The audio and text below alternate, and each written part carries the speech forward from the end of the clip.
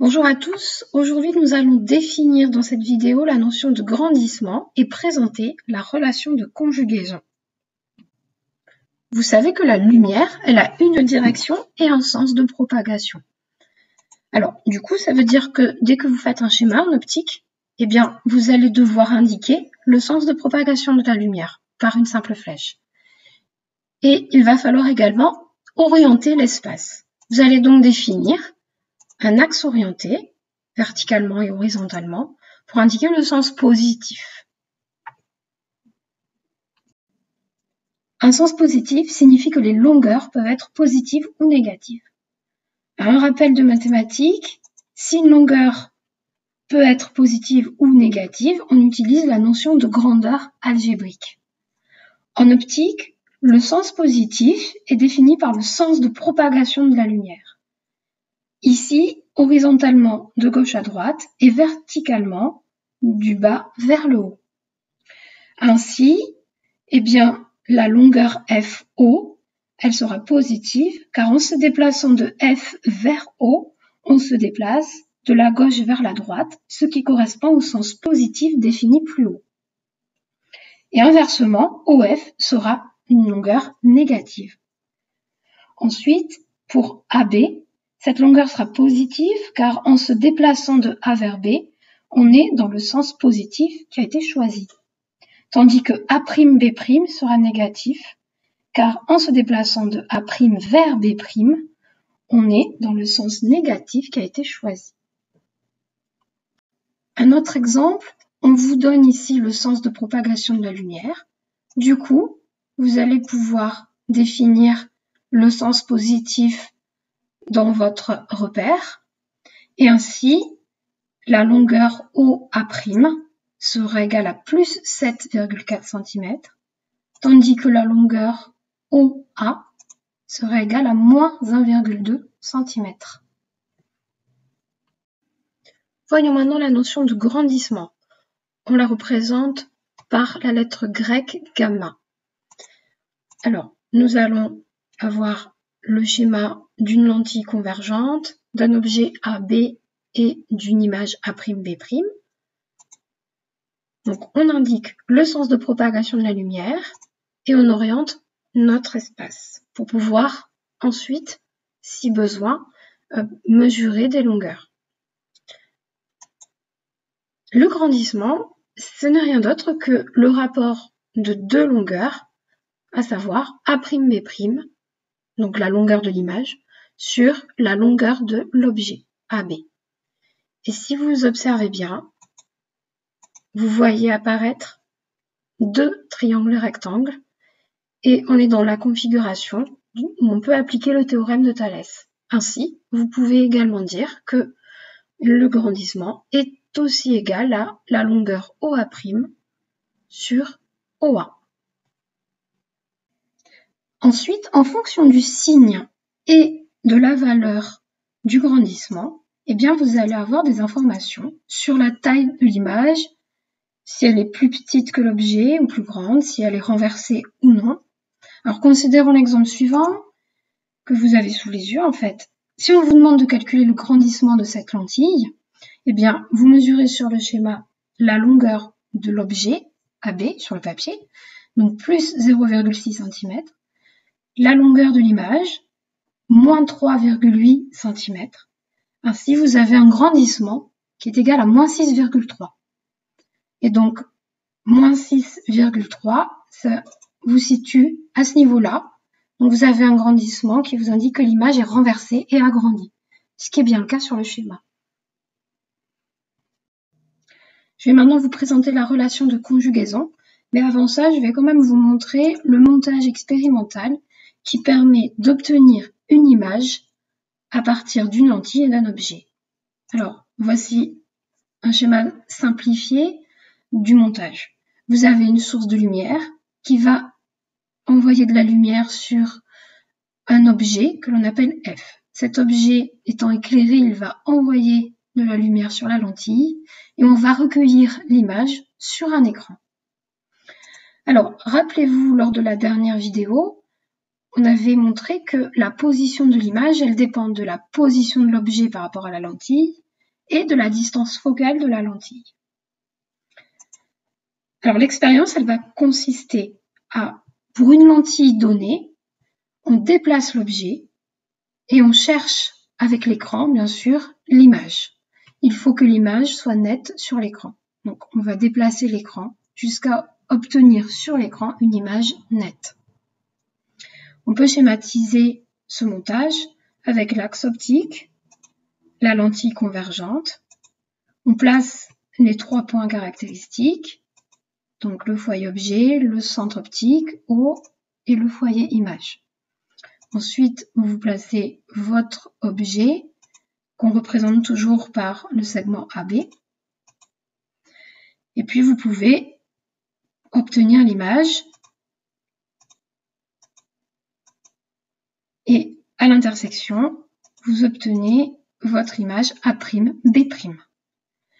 Ensuite, vous déplacez l'écran jusqu'à obtenir une image nette sur l'écran.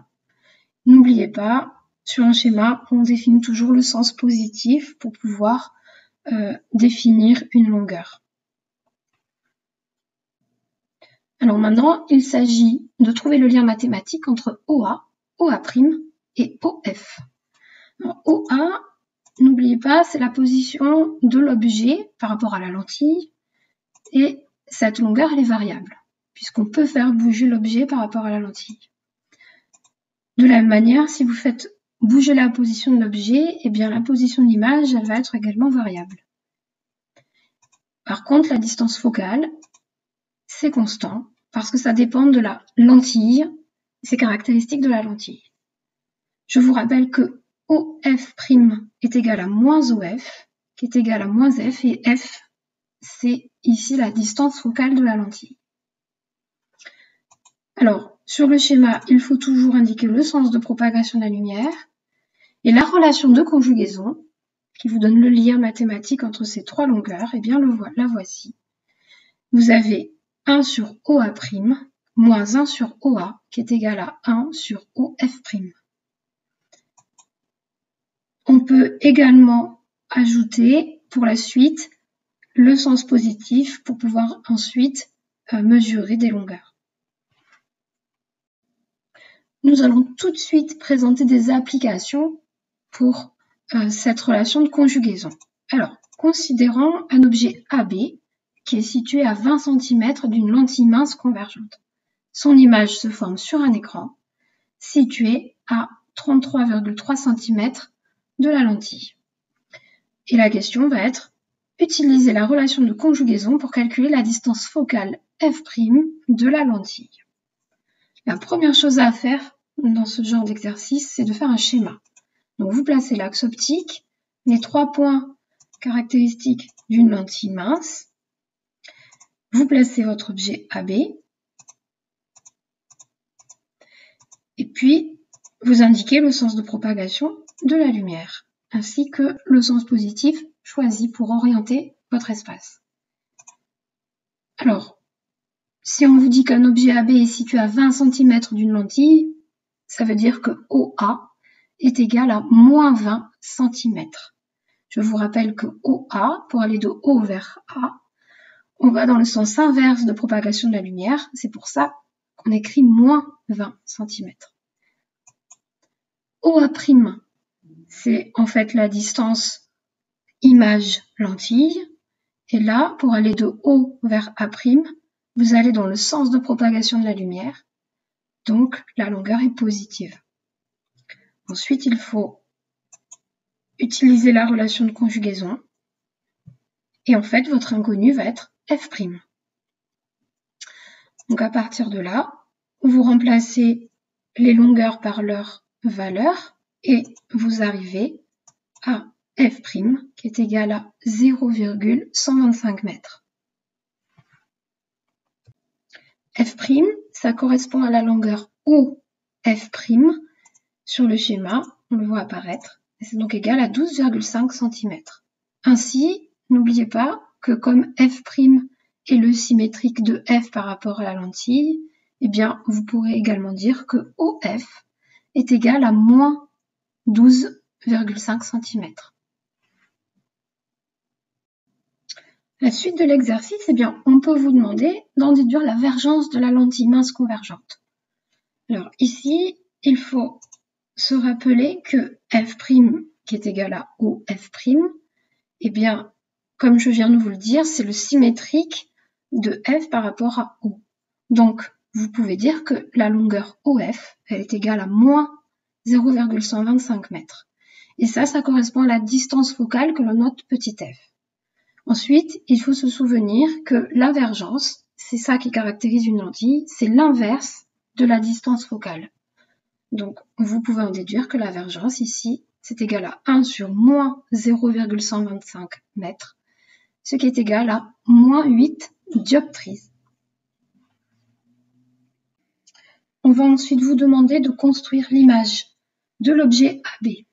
Alors, il va falloir se rappeler que les rayons qui passent par B, on va en choisir un seul, celui qui est parallèle à l'axe optique. Pourquoi? Parce qu'on sait que celui-là, eh bien, il va passer par le foyer image de la lentille. Ensuite, vous choisissez un deuxième rayon, celui qui passe par F, le foyer objet, parce qu'on sait qu'il ressortira de la lentille parallèlement à l'axe optique. Et l'intersection entre les deux rayons et l'axe optique va vous donner l'image A'B' de l'objet AB. Enfin, dernière question, on vous demande de calculer le grandissement de cette lentille. Eh bien, le grandissement, par définition, c'est le rapport des deux longueurs A'B' sur AB. Alors là, nous n'avons pas ces deux longueurs. Par contre, d'après le théorème de Thalès, si vous visualisez bien les deux triangles rectangles, eh bien, vous pouvez en déduire que c'est égal ce grandissement à OA' sur OA. Ainsi, on peut en déduire que le grandissement est égal à moins 1,67. Ce qui fait que l'image est renversée puisque le grandissement est négatif, et comme il est supérieur à moins 1, l'image est agrandie. Voilà, c'est terminé pour cette vidéo. À bientôt!